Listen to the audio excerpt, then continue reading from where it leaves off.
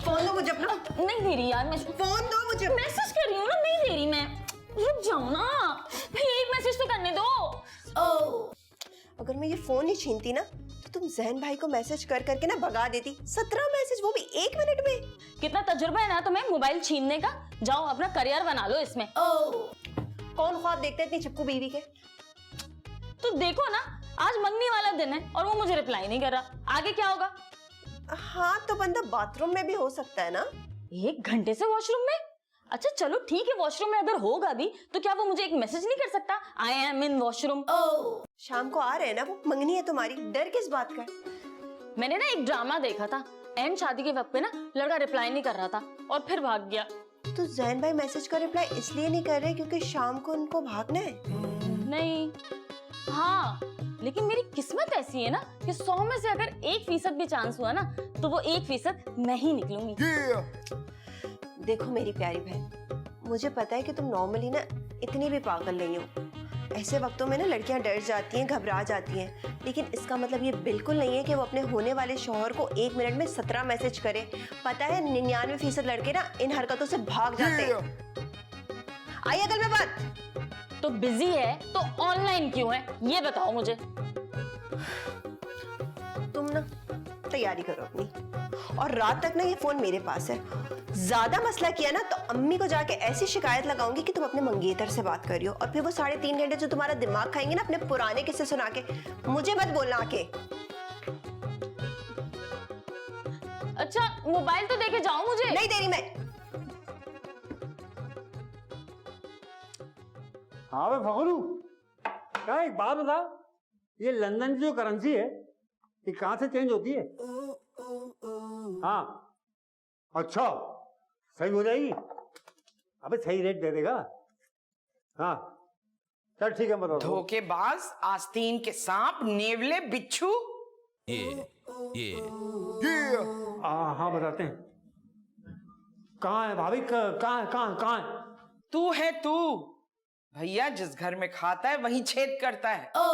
भाभी छेद घर में नहीं होते, थाली में होते हैं। हाँ हाँ, आम तौर पे थाली में ही छेद होता है, मगर तू, अरे तूने इतना बड़ा धोखा दिया है कि तूने इस पूरे घर में छेद कर दिया है।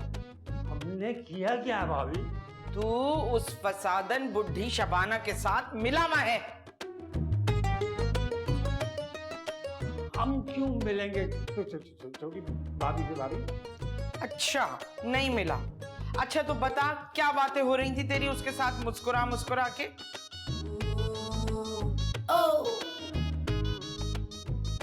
भूल गया ना?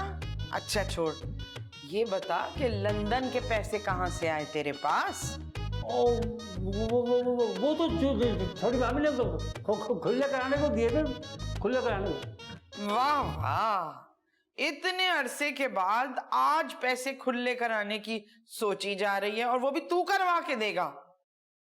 अब भाभी वो तो खुद जा रही थी, मैंने कहा मैं करवा देता हूँ।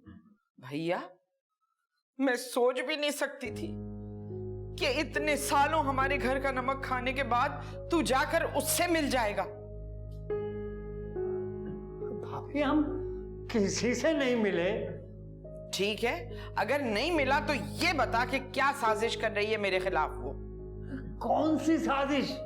बन मत, मुझे सब कुछ पता है। अगर तूने सच सच नहीं बताया तो इस घर में रहने नहीं दूंगी तुझे मैं। क्या भाभी, अब हमको निकालेंगे? हाँ, इतने सालों की खिदमत के बाद हम हमको ये सिला देंगे? भाई ये तो तुझे गद्दारी करने से पहले सोचना चाहिए था। हमने कोई गद्दारी नहीं की भाभी। हाँ तो फिर बता क्या साजिश कर रही थी वो मेरे खिलाफ? क्या बता रही थी सुबह हंस हंस कर, और तू सुन रहा था? अरे भाभी कुछ नहीं बता रही थी, कसम से।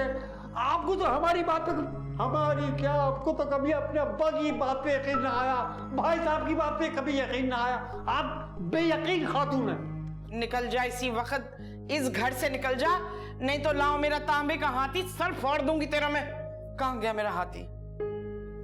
ठीक, हम जा रहे हैं भाभी, लेकिन एक बात बताने आपको, हमारे बगैर एक दिन नहीं गुजरेगा इस घर में आप लोगों का। ना गुजरे, बस तू निकल यहां से, चल उसी के पास रह जाकर। अब हटिए, हम निकलेंगे। तेरे लिए मैं रास्ता छोड़ूं? पाइप से उतर जा पीछे, घर से नहीं गुजरेगा तू। मनहूस, जब से तू आया है जिंदगी अजाब करके रख दी है, कम बखत मारा कहीं का।